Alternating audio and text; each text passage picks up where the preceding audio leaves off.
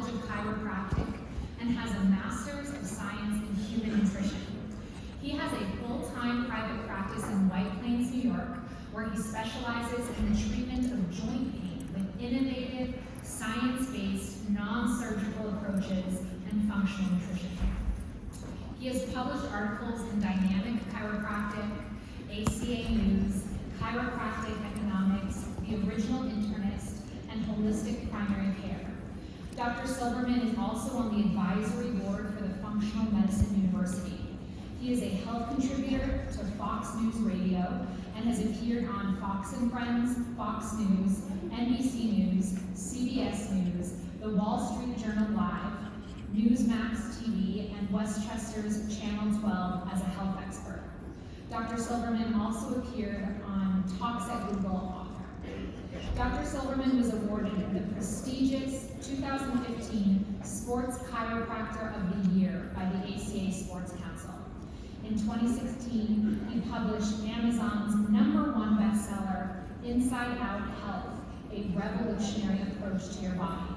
Here is Dr. Silverman.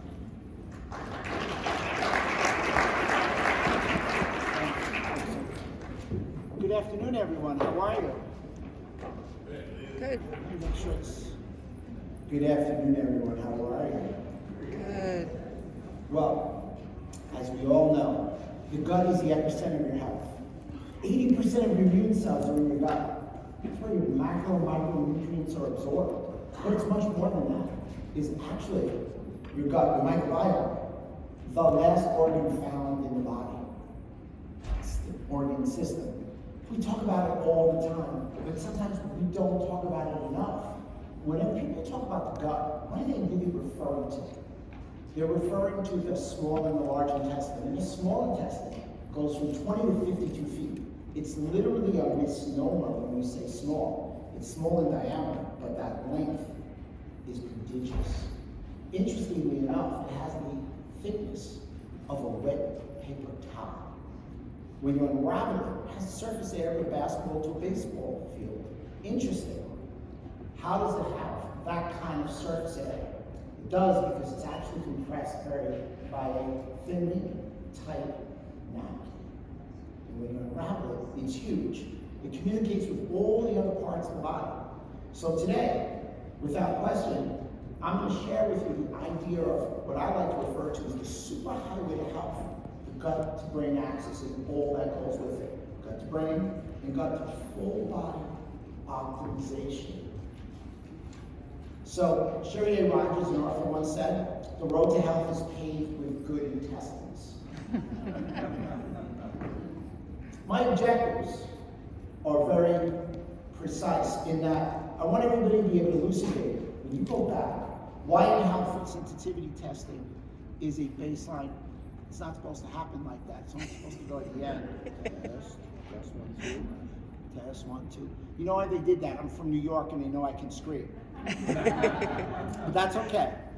As I said, you elucidate why and how food sensitivity testing is a baseline marker. Assess intestinal, gut-to-brain microbiome, and implementable treatment options to heal the barriers by reducing inflammation. And lastly, initiate strategies to promote positive impacts on the gut-to-brain axis. By the time you're done in the next 28 minutes, everybody will be able to share key takeaways on how to take care, how to test the gut-to-brain axis and why. And my ultimate goal always is to take the science and to bridge it to what I like to refer to as Monday morning application. My job in this 30-minute tech talk times 2 is to share with you specifics that you can take home for yourself, your patient base, your friends, your family, and the like. And one of the biggest takeaways I want to share with you right now is food sensitivity is a critical element and an overlooked element when it comes to overall gut health. So if I take 1 quick second, how many people do food sensitivity testing in their office?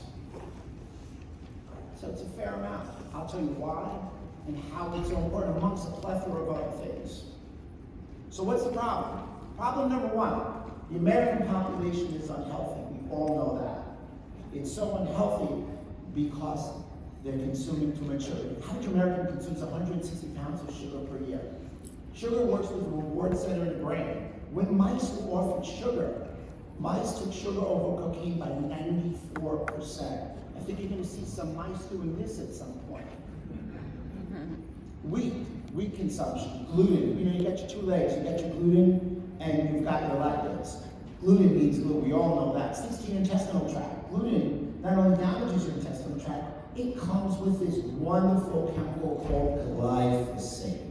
Anybody ever hear of that? Glyphosate in Roundup. The World Health Organization has called it a cancer-causing property. Damages your gut microvilli, damages your gut lining. Lectins, if you're allergic to it, don't eat it. If you're not allergic to it, cook it, and life should be grand. Caloric sweeteners. The average American consumes 142 pounds of caloric sweeteners. It increases your incidence of stroke and dementia by 2 to 3 times. There's been a rise in diabetes. Mark Hyman did a great job with that. He coined that. He used it as a portmanteau. As diabetes went up, obesity went up. As obesity went up, diabetes went up, and he coined the phrase together. I am a chiropractor. Joint and back pain. You're going to see how the gut can make an indelible mark on your joints. Osteoarthritis. Everybody, it is autoimmune. It is not wear and tear. It's your body's inability to manifest inflammation in an appropriate manner. NSAIDs, non-steroidal anti-inflammatories, decrease pain, but they impair healing. Nutraceuticals decrease pain and promote healing. Which do you prefer? Pain medications, where 4.25% of the world's population use 52% of the world's pain meds. We use 80% of the world's drugs, and 70% of Americans are on a prescription drug. Toxic and stress. Well, we know about toxins, we know that we're living in a stressful time. And lastly, the biggest takeaway, neurodegenerative disease. It's been postulated that 50% of Americans at some point by 2050 will complain of a neurodegenerative symptomology.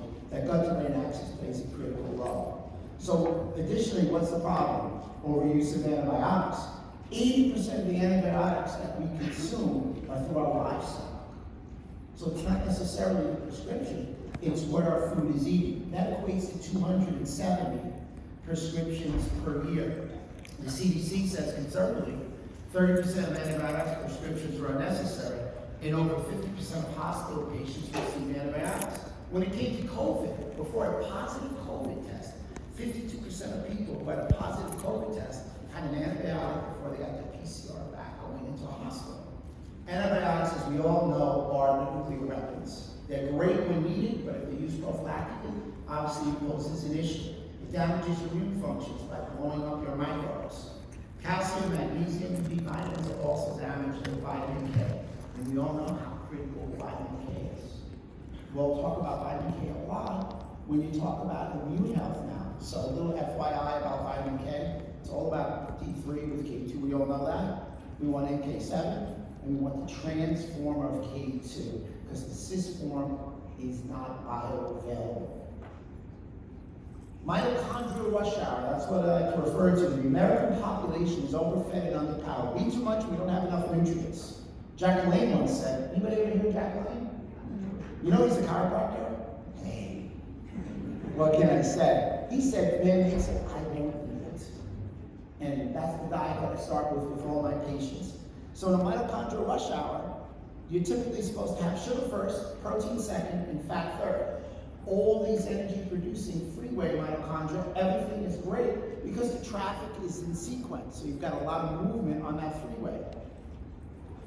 The modern diet has combined simple sugars and protein with easily absorbed fats. All the mitochondria, it hits that simultaneously. With that being said, mitochondria can't function well, and we have gridlock. What's one of the biggest complaints we're having right now? Fatigue. Our mitochondria shutting down. Now, the mitochondria, as you all know, originates from bacteria. It communicates with the innate immune system and it talks to your gut. So everybody thinks because the mitochondria gets turned off, let's say it gets turned off with cellular response from COVID. It shuts off. Why does everybody think that mitochondria is going to turn back on? Why does it think it's going to communicate with the gut and have a positive outcome? What could cause all that? I'm just seeding you with some interesting questions because we're going to get to those answers shortly. So let's talk about some triggers of increased gut permeability. Antibiotics, acid blocking drugs, PPIs pose a major issue. Non-steroidal anti-inflammatories, heavy metal exposure, environmental toxins, concussion. So the last guy talked about the brain and your gut. Whatever you do to your brain, you do to your gut. Whatever you do to your gut, you do to your brain. If you have a concussion, and I treat a lot of concussions, if you treat a concussion and don't look at the gut, you're missing something. 60% of people post-concussion have something called small intestinal bacteria overgrowth. SIBO. What a takeaway. So if you hit your head, and you don't actually have to have a concussion, micro traumas can lead up to a concussion. Cesarean birth, liver toxicity, because the gut and the liver are intertwined. Gut dysbiosis. We all talk about dysbiosis. The unleavening of good and bad bacteria, correct? 85% good to bad. But what it really means is the ability of the microbes to communicate appropriately with the host. It's the balance of the bacteria. That's the critical element. And of course, my big takeaway, food sensitivities, food additives, and emulsifiers. Yeast, bacterial overgrowth, chronic stress, sleep deprivation, chronic inflammation, alcohol, gluten, dairy, sugar, and artificial sweeteners. So here's a couple of easy things. I know we're all very educated.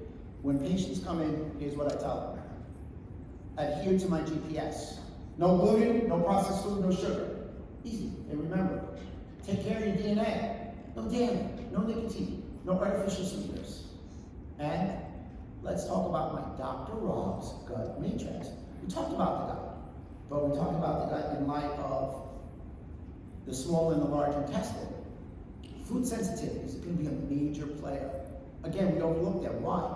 Very simply, because it takes up to 72 hours to see the symptomology from the time of ingestion. Food allergies you see right away because it's an IgE response. You see within an hour, they get red, they swell. Food sensitivities. I mean, how many of you really remember us or what you ate 2-3 days ago? Imagine a patient. So that's why it's so valuable. Now, food sensitivity to me basically says I have a leaky gut, increased intestinal permeability, and a problem with digestion. So let's look at the gut. So here you've got, again, your dysbiosis, your leaky gut, the release of LPS, an endotoxin, lipopolysaccharide. Stays on the inside of the gut, on the outside of the outer wall. When expressed, it's an endotoxin, leads you down a deleterious path for specific systems and organs. Whatever you do to your gut, you do to your liver. 75% of your toxins that are released from your gut go to your liver via the bloodstream, 25% go via the portal vein. So people always say, do you do your gut or do you do your liver first? Well, my 7-hour program says, do them together. What about the gut and its effect on body composition and insulin? Damaging, without question. What about autoimmunity? Obviously, thyroid. I don't have to go through this. You guys all know that. But the musculoskeletal system, sometimes that's overlooked. You have an extra release of cytokines and MMPS. Cytokines lead you down a slippery slope, damaging the gut. MMPSs, matrix metalloproteinases, are released at the time of injury, and they damage fibro cartilage. So you've got a gut to joint, and you'll see a gut to spine, and of course a good old gut to brain axis. Whatever you do to your gut, you do to your brain. Whatever you do to your brain, you do to your gut. Whatever you do to your gut speaks to your brain in a millisecond. I want some money back from some of the people that used to tell me to eat sugar before a test in school. Better yet, I'm not just from New York, I'm from the Bronx. I'm gonna put my mask on and get myself some revenge, because I should have been eating avocado as opposed to sugar. So let's just have a little PowerPoint presentation of how healthy gut should look. We all know healthy cell junctions. Those cell junctions are called tight junctions. We don't want them to be loose junctions. Zonulin should be intact. Here we have healthy microvilli, good absorption. Because those microvilli are finger-like projections that grab nutrients. Did you know that microvilli actually has digestive enzymes in them? They're critical to overall health. So the small digestible food particles, which should pass that small intestine, are depicted by the white ball. The blue balls are large undigested food particles. So when your gut's in a pristine condition, look how it works. What's supposed to get through does, because that large undigested food particle leads you down a path of inflammation, systemic inflammation, possibly autoimmunity. However, when you have damaged microvilli and you have damaged cell junctions, look what happens. Those large undigested food particles pass and it poses an issue. Well, the gut is not Vegas, everybody. What happens in the gut doesn't necessarily stay in the gut. LPS-induced mitochondria. I wish I had more time for this. I only got 30 minutes. They gave me that because they know I can talk. But that LPS, let me break it down, stimulates toll-like receptor 4, a receptor site on the gut. That receptor, when it's stimulated, leads you through a path of increasing the expression of NF-kappa B, which ultimately releases the NLRP3 inflammasome. Dual signal. Dual signal. Do you want to know what blocks LPS other than a good gut protocol? Omega-3 fatty acids. Do you want to know what blocks that second signal? Ketone bodies from a ketogenic diet, or intermittent fasting, which allows for ketone bodies in our autophagy. So you got 3 means. Means number 1, keep that gut in pristine condition, get some wild fish, omega-3 fatty acids, and ketone bodies. With a great tip to the hat for Alessio Fasano, great article. 1, 2, 3, 4. First, perfectly pristine, once again, tight junction. So, believe it or not, you know bacteria and viruses, they can actually go through the tight junction because the body wants to take a look at it with the immune system like a tentacle with the dendritic cells, allowing it to go through. Takes a look at it and says, you know what? This is okay, it can pass. And if it's not okay, it's still in its tight form. However, as the gut, that tight junction becomes more and more open, it takes you down that inflammatory path. Ultimately, if zonulin is expressed in a high amount, including one of 40 different tight junction proteins, you're without question seeing a fail in the immune system, inflammation, autoimmunity, etc. So much so that it's been postulated that defective epithelial barriers linked to a myriad of chronic conditions. This damage to the gut lining leads you down a slippery slope again of inflammation, autoimmunity. 80% of your immune cells are in your gut. What have you done for your guts lately? Do you have the guts to be healthy? That's what I ask my patients every day when they say, I can't see it. That's the flipping problem. They can't see it, so it doesn't count. If you cut your skin, you'll put a Band-Aid on it. But if you damage your gut, the patient can't see it. They think gas and bloating is normal. I'm talking gas and bloating all day long during my encounter with them. Molecular mimicry, fascinating. Every object has a protein sequence. These protein sequences are like zip codes. I work in 10605, but my area has a 10601 to a 10607. When the immune system is overwrought and gets confused with the protein sequence, there's a molecular mimicry. For instance, gluten and dairy. Does anybody know what that sequence mimics? Your cerebellum. So when you have an issue or when your immune system is wrought, it's going to start to attack your cerebellum. So interestingly enough, the molecular mimicry is the confusion in the immune system between 2 similar protein sequences. Old PowerPoint, never seen one better. There's a leaky gut. Out comes the transmigration of an antigen through leaky gut, like bacteria, virus, microbe, and protein. In comes your B and T cells. Your B and T cells form antibodies. Technically, your B cells form antibodies from your bone marrow. They attack the antigen. They get confused, like a knee joint, and they attack your knee joint. Interesting. They attack your knee joint, so if they attack the synovial part, rheumatoid arthritis. If they attack the osteo part, osteoarthritis. Again, I'm a chiropractor, I'm a joint guy. So when someone comes in and says it hurts right here, that may be true, but I gotta look right here also, because that's my bullseye. Spondyloarthritis. The difference in spondylo from osteo is spondylo was damage to the tendons and the ligaments. Osteo is at the joint level. And what they found is IBD has a direct correlation, gut issues, with spondyloarthritis. About half of the people that have spondyloarthritis have a problem with their gut. Do you know what they suggested? You can't just fix the gut, you also have a protocol for the joint. So now when the patient comes in and they have a gut and a joint problem, you have to give a prescription or a suggestion for both. Because the data as of 2015 says that. The gut-to-brain connection. Let's get to the root cause of the broken brain. We'll move a little quicker now. Here's Alzheimer's. Most neurodegenerative diseases come from the gut. Now imagine if you have a compromise in the gut lining. LPS and amyloids come from the gut. So the amyloid comes through the gut, gets into the bloodstream, burrows their way through the blood-brain barrier. Let me tell you one thing about the blood-brain barrier. When you pass it, guess what? It's the doorway to the brain. Oligodendrocytes, neurons, astrocytic end feed, glial priming. All this occurs when you have neuroinflammation on your brain. Parkinson's disease, another one that has a gut lining, but make note of a neuropod. So how does the gut and the brain communicate? One of the main ways is something called the vagus nerve. Cranial nerve number 10. It goes from the medulla oblongata down through the transverse colon, attaches to the transverse colon. How does it sense, because it's 80 to 90% afferent, what's inside the gut? There's this thing on the colon called the neuropod. It's the communicator between what's inside the gut and the vagus nerve. The vagus nerve is a critical element to the bidirectionality of the gut to the brain. When vagus nerve tone is down, vagus nerve is critical in parasympathetic nervous system, you're going to see a whole litany of things going on. We'll get to that before 410. Gut microbiome. I just lost a patient to ALS. I did everything I could, but again, ALS study really spoke to the idea of helping the gut in a 6-month protocol, having better outcomes with ALS. The role of the gut microbiome in autism is associated. The gut alters your immune system and metabolism.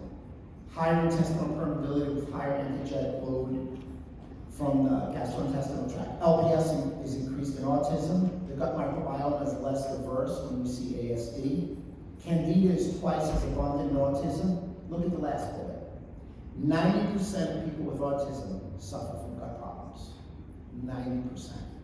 That gut-to-brain axis is exemplified in autism. The most overlooked trigger is your nervous system. Would you say, and let me know what you think, most people to sympathetic or parasympathetic now? Sympathetic. So when sympathetics go up, it's like a seesaw. The parasympathetics go down. The parasympathetics go down. What do you have? A decrease in vagal tone. Decrease in vagal tone decreases pancreatic enzymes, digestive enzymes, damages the gut lining. So your nervous system, because the body's all interconnected, is a critical element communicating with your gut health. So let's take an overlook of why we should start looking at food sensitivities even more. Food sensitivities related diseases, they affect over 100 million people. I think that's a conservative figure. But they're growing. They're growing because chemicals are increasing. Our environment stinks. People are making bad choices with food. Symptoms vary from skin rashes to headaches to chronic intestinal diseases. 90% of them go into 8 food groups: milk, soy, eggs, wheat, peanuts, tree nuts, fish, and shellfish. One or all of the foods in a food group may lead to a sensitivity. As I said before, it's delayed up to 72 hours. And lastly, one of the big takeaways and why you want a specific test, it doesn't test just IgG. Most that test IgG test IgG 1 and 2. There's 4 subtypes. You want IgG 1, 2, 3, and 4 to be more precise. So that lets you know that there's a response. But that's not enough, because you can get IgG from a lot of different things. When you test the inflammatory complement cascade, that's the secret sauce. When you're able to do them together, you're able to isolate those 5 to 15 foods, because you're doing a double check, because you're doing upstream and downstream together. So for me, I'm a big proponent in detecting and removing triggers and repairing barriers. We could be here all day. It's a great slide. The bottom line with the slide is it depicts a leaky gut, a tight junction damage. It also depicts coming back at the gut. So when people say, I have a gut problem, my gut is permeable, why don't they realize it's a circle and can come back and damage your gut even more and actually give you autoimmunity at the gut level? And therefore you get into complement activation, inflammation, and all sorts of additional symptoms. This is the reason why when you take a test, you want to test both fully complement system and IgG. So for me, the complement is the tie between the innate and the adaptive immune system. And of course, within that complement, you've got to be testing C3D. So these are the tests, if you're going to test food sensitivities, which I strongly recommend, you should use. We've got a few minutes now, I'm really going to go quick. Essentially, in COVID, everybody should be testing somebody's gut health. They found out that the gut is damaged. Where do you shed viruses? You shed these viruses from the gut, correct? So therefore, your gut needs to be in its pristine condition. If you've got that problem, if you've got a tight junction that is now a loose junction, the virus gets shedded, goes through the opening, gets back into the bloodstream, and you have hyperinflammation. So food allergies, food sensitivities, foods that you should be eating damage the gut, compromise your ability to rid yourself of pathogens which ultimately become antigens. We also have the gut to lung connection. That lower lung is based on the bacteria in your gut. So where are a lot of these people in COVID having problems? Lower lung. The dysbiosis in the gut speaks to the lower lung. The upper lung actually gets it from the nasopharynx. And here's a slide that really depicts that. Want to hit the vagus nerve for a quick minute. Again, medulla oblongata down through the transverse colon. They call it the vagus nerve because it's the great wanderer. It wanders through the whole body. It attaches to all these different branches in these different organs. But its main component is to allow for rest and digest, wine and dine, and decreased peripheral inflammation. So much so that a decreased vagal tone is seen in allowing for increased peripheral inflammation, a decreased secretion of hydrochloric acid, decreased secretion of pancreatic enzymes, parietal cells, and bile. Now we all know in the gut world, the decrease in bile leads us down a path of leaky gut and leads us down a path of small intestinal bacterial overgrowth. Bile is the hidden gem. We have to have proper bile flow. Heart rate variability. Heart rate variability goes hand in hand. The better your vagal nerve tone, the better heart rate variability you have. They found out that if you have high heart rate variability, you have less severity of COVID-19. If you have low heart rate variability, and you can do it with the Oura ring from different devices, depending on what you like. I talk about the vagus nerve all the time. Well, what do you do to stimulate it? Here's a nutritional protocol. Use vagally mediated probiotics. Bimongo, Lactobacillus acidophilus, L. raminosus. Do you know that they gave L. raminosus to mice and their ASD went away? They ripped out the vagus nerve. I never want to be a mouse. If you don't like my talk, please don't wish me on to be a mouse. They ripped out the vagus nerve and all the ASD came back, but they were still taking the probiotic. Increase your fiber, increase your bile acid flow, increase your bile acid flow, omega-3 fatty acids, L-citrulline, time-restricted eating. You know what? Maybe the best lifestyle hack we could all share with each other is get a good night's sleep. Our organs recover from a good quality of sleep. And let's quickly talk, got about a minute, the Super 7R action plan. Number one, reset your diet, your lifestyle, and your mindset. That's a critical element. Your diet. Personalize it and individualize it for you, please. Not everybody's gonna have low protein, high carbohydrates, whatever it may be. The key component here is remove. This is where your food sensitivity test comes in. You wanna remove the foods.